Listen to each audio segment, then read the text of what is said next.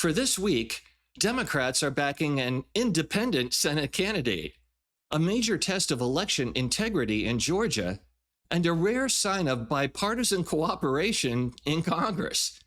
Here's Moderate News Matters for May 17, 2026. First, in Georgia, voters head to the polls on Tuesday for one of the most closely watched primaries of 2026.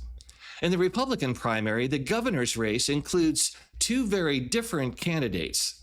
Secretary of State Brad Raffensperger, who resisted President Trump's pressure to overturn Georgia's 2020 election results, will go up against Lieutenant Governor Burt Jones, who served as a Trump, quote, fake elector in that same election. For moderates concerned about election integrity and the future direction of the Republican Party, this is a race to watch. Second, in Nebraska, Democratic leaders are backing an independent Senate candidate in an unusual effort to defeat Republican Senator Pete Ricketts. After winning the Democratic primary, Cindy Burbank announced she plans to step aside and endorse independent Dan Osborne, who ran a surprisingly competitive Senate campaign as a moderate independent in 2024.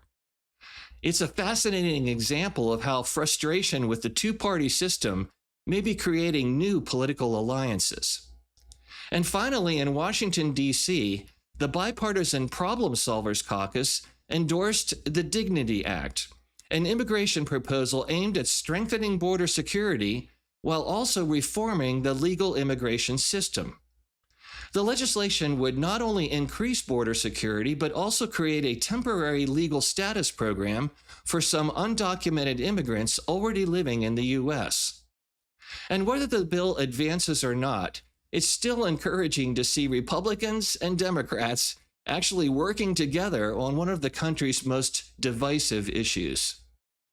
So that's the news for moderates this week.